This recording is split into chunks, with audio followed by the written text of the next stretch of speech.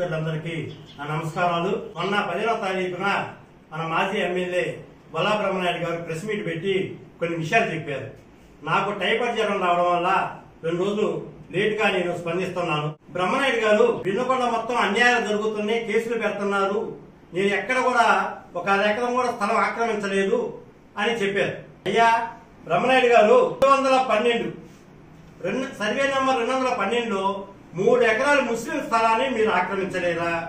వాళ్ళు వచ్చి న్యాయం కోసం మీ కాడికి వచ్చి మాట్లాడినప్పుడు ఆ రోజున్న సీఏ గారు అశోక్ బాబు ఆ అబ్బాయిని తీసుకెళ్లి అశోక్ బాబు రూమ్ లో ఉంచి సీసీ కెమెరాలు ఆఫ్ చేసి మీరు అశోక్ సీఏ గారికి వీడియో కాల్ చేసి ఆ నాగురాని అబ్బాయి మొహం మీద పెట్టి నా కొడక నా స్థలం దగ్గరకు వచ్చే మొగోడు ఏమంటారా, ఇప్పుడు నేను ఎన్కౌంటర్ చేపిస్తారా అన్నవాడు నువ్వా ఎవరు? వినుకొండలో పోలీసు రాజ్యాంగం తెచ్చింది నువ్వు, పోలీసులను అడ్డం పెట్టుకొని నాకు అక్రమాలు చేసింది నువ్వు. ఈ రోజున నువ్వు ఏదో నీతివంతులాగా మాట్లాడుతున్నారు. అదే కాదు, మీరు 2019లో మక్కెన గారు మీ పార్టీలో చేరి మీ గెలుపు కోసం ఎంతో కష్టపడ్డారు. తర్వాత మీరు గెలిచిన తర్వాత ఆ కృతజ్ఞత లేకుండా ఫ్లెక్సీలో మక్కెన గారు ఫోటో వేయకూడదు, మక్కెన గారు నా పక్కన రాకూడదు, ఇంకో రకంగా రాకూడదని ఫ్లెక్సీ యూనిట్ వాళ్ళందరినీ పిలిపించి నువ్వు మక్కెన గారు ఫోటో వేయకూడదు అన్నోడివి నువ్వు ఎవరికి కూడా పైకి రావడానికి నువ్వు ఇష్టపడు.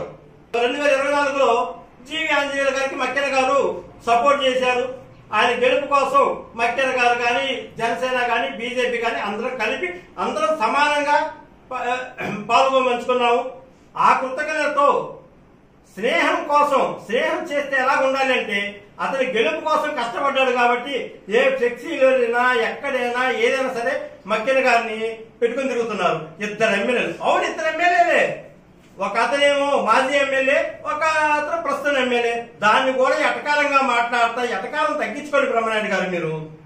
మీరు మక్కెన గారి మీద విషం కక్కుతున్నారు. మీరు 1999లో యలమందరావు గారి మీద స్వల్ప మెజార్టీ 819 మెజార్టీతో ఓడిపోయారు.